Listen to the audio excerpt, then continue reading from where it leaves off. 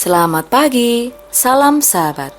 Hari ini, Kamis 3 April tahun 2025.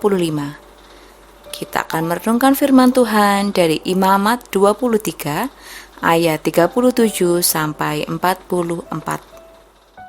Imamat pasal 23 ayat 37 sampai 44, demikian firman Tuhan, itulah hari-hari raya yang ditetapkan Tuhan, yang harus kamu maklumkan sebagai hari pertemuan kudus untuk mempersembahkan korban api-apian kepada Tuhan, yaitu korban bakaran dan korban sajian, korban sembelihan dan korban-korban curahan, setiap hari sebanyak yang ditetapkan untuk hari itu, belum termasuk hari-hari Sabat Tuhan dan belum termasuk persembahan-persembahanmu, atau segala korban nazarmu, atau segala korban sukarelamu, yang kamu hendak persembahkan kepada Tuhan.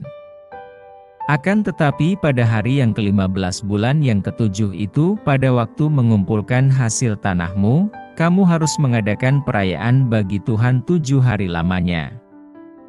Pada hari yang pertama haruslah ada perhentian penuh dan juga pada hari yang ke-8 harus ada perhentian penuh. Pada hari yang pertama kamu harus mengambil buah-buah dari pohon-pohon yang elok, pelepah-pelepah pohon-pohon korma, ranting-ranting dari pohon-pohon yang rimbun dan dari pohon-pohon gandarusa, dan kamu harus bersukaria di hadapan Tuhan, Allahmu, 7 hari lamanya.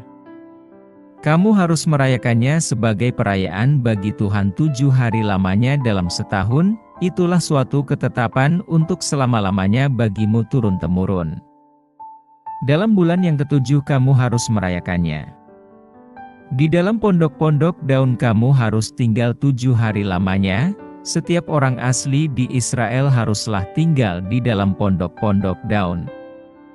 Supaya diketahui oleh keturunanmu, bahwa aku telah menyuruh orang Israel tinggal di dalam pondok-pondok selama aku menuntun mereka sesudah keluar dari tanah Mesir, akulah Tuhan, Allahmu. Demikianlah Musa menyampaikan kepada orang Israel firman tentang hari-hari raya yang ditetapkan Tuhan. Dengan tema mengenang masa sulit. Masa sulit tidak kita sukai, tetapi sebenarnya masa sulit adalah masa di mana kita dapat melihat dengan lebih jelas penyertaan dan pertolongan Allah. Oleh karena itu, peristiwa di mana kita dimampukan oleh Allah melewati masa sulit perlu kita kenang. Mari kita renungkan penyertaan Allah di dalam hidup kita melalui kisah penyertaan Allah terhadap bangsa Israel yang melakukan perjalanan di padang gurun. Perayaan terakhir yang ditetapkan dalam Taurat adalah perayaan Pondok Daun yang dimulai pada tanggal 15 bulan ke-7 dan berlangsung selama 7 hari.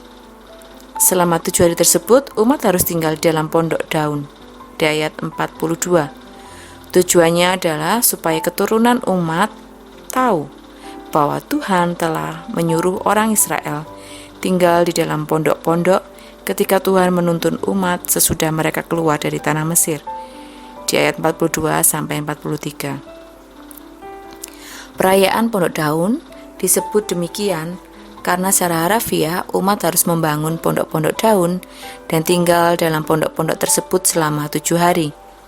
Perayaan itu dilakukan dengan bersukaria di ayat 40. Dan tujuannya adalah mengenang kehidupan umat yang keluar dari Mesir, yang tinggal dalam pondok atau kemah selama mereka berada di padang gurun.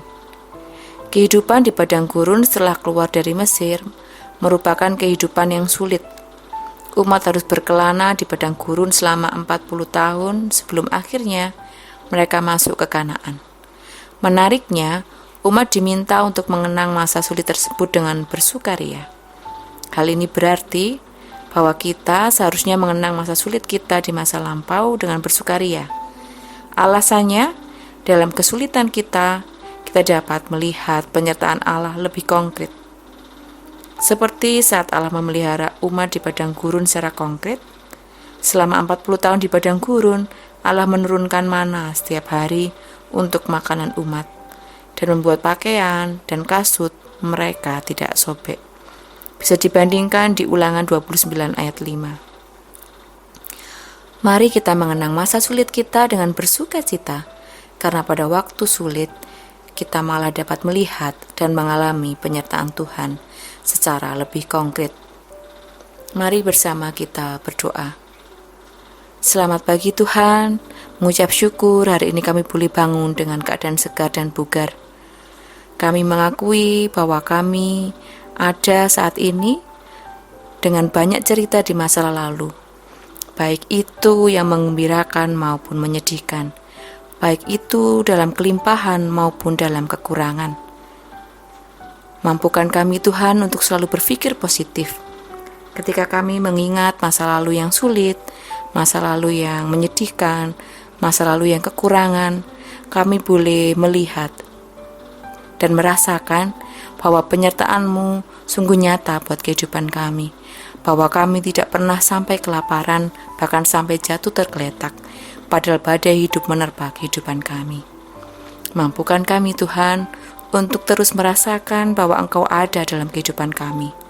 Kami yakin dan percaya Tuhan, dan kami menyemangati diri kami bahwa esok akan lebih baik daripada hari ini, karena Engkau akan selalu menyertai dan menggandeng tangan kami, bahkan sampai memutih rambut kami. Di dalam nama-Mu ya Tuhan, kami berdoa dan mengucap syukur. Haleluya, amin. Demikian renungan hari ini. Selamat beraktivitas, Tuhan Yesus memberkati.